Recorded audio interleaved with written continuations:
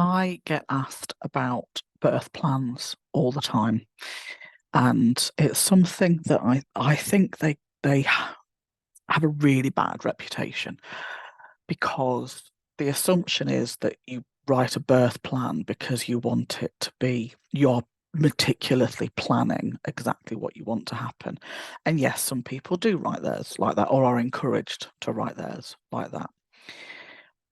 For me, and you could think about it as like preferences for birth or your wishes for birth, or it just means that you've thought about it and you're writing down all the things that are important for you. So for some people, they don't feel that necessary, and that's fine. But for others, they feel very necessary. So as a doula, I like to have some kind of birth plan written by my clients for me to read so that I know I can support that because I do think they're pretty valid. Um, it doesn't mean that anything's set. It doesn't mean that this is that it must go exactly as that. It just gives me an indication as to what the preferences, thoughts, considerations are for somebody who's preparing for labour and birth.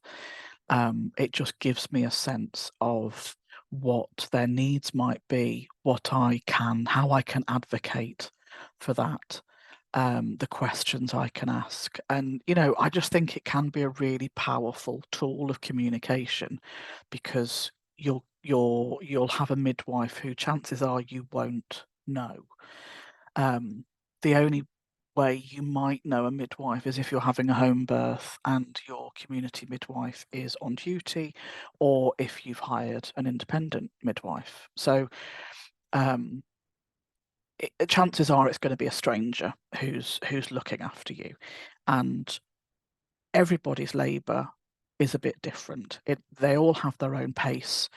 The needs vary. What works for one woman doesn't work for another. So throughout every video, I'm talking about being at the center of your care, and a birth plan is part of that as well. So it's about what you expect from it, really. It's a tool for communicating what is important for you, and that's it. So you can put as much as or as little on there. And I am a big fan of keeping it brief, bullet pointing, and it's essential information. So it could be previous birth experience, potential triggers, or potential worries about giving birth again, especially if there's additional considerations like maybe this is a birth after a previous cesarean. Or it could be anything that could be triggering for you, or how you need to be communicated with. So I can work with people who, and I do work with people who are maybe a bit more neurodivergent and have specific communication needs. I work with people who have mental health issues going on. So there's considerations around that. I've also been a birth doula for a couple of women who have experiences of trauma. So all of this could be triggered. So they're communicating their experience and minimizing triggers was really important. So essentially, you use this to communicate what matters and what's essential for you. Really, you're asking to be kept informed. That's different for everybody. Or you're asking for your birth partner to be kept informed, or your doula, or, it's part of that. If you don't want all the information, but you need somebody who's part of your support team to have it, that's the information you're providing. Let's say you want to be supported with focusing on your breathing. Jot that down. How else will your midwife know that? She's not a mind reader. So it's, it might seem obvious. Well, of course she's going to support me with that, but just don't assume anything. Just jot it down. Anything that you feel that you'll need help and support with, so that It's a tool to get the support, the reassurance, and the encouragement to be included if any decisions need making, so that you know your options, so that you know what the next steps are. If you feel that you want to be able to move as freely as possible, or to have gravity and to maximize the use of positions, to be supported and helped with that throughout labour and birth,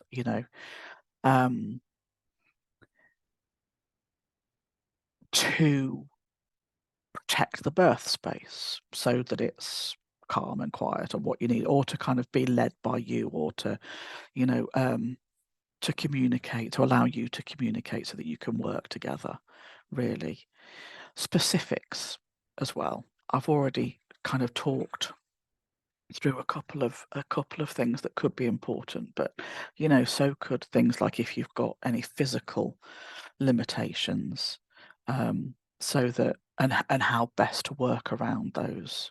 That helps your midwife to be able to better support you as well. Or it could be about when your baby's here, it might be that you want to find out the gender yourself. It might be that it's how you want to feed, it's the skin to skin, it's all of those things that kind of matter again to you. Jot that down, and then it's also worth a line saying, if these things aren't possible, can you talk it through with us? Can you explain? Can we have explanations so that we have an understanding of what's happening and what potential next steps are? You're just asking to be communicated with and included, and that should be a given, but different people need different levels of information, and we're all very different with what we need. So asking for it gives your midwife permission to share and include you in a way that she might not know without that piece of paper. So it doesn't need to be lengthy. Brief is better.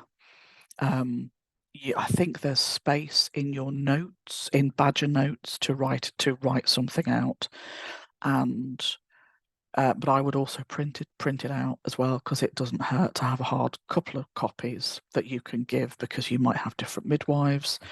I use it in every labour, and I as a doula, I physically hand it to a midwife to say, this is what's important, and can you have a look at it, and let's have a conversation about anything if you're unsure about any of that. Or it could be that something that's on the birth plan is outside of guidance. So as an example, if somebody's having a VBAC, so a vaginal birth after a cesarean, and you want to use the pool, and that hasn't been agreed in advance, that might need a conversation then to talk you through the risks. And there's things that the hospital might want to talk through with you if you're going against what the guidance or policy say. Ideally, you'd have those conversations in pregnancy, but it's not always possible to have that, or there's not an awareness that you need to do that. So that might need to happen to maintain a range of options for you and to talk that through. But as I say, I think a birth plan it can be a really positive tool for communication, and that's all it is. It's not a checklist of this must happen, or I don't think it should be seen as that, because labour is unpredictable and you don't know exactly how it's going to unfold or exactly what you're going to need. But it's a way of communicating what matters to you, even the smallest details of things. And you're just asking for that support and that encouragement, and just having that written down never ever hurts, because it does give the midwives permission to kind of provide that level of support for you and to focus on what matters to you as well. So it's well worth focusing on.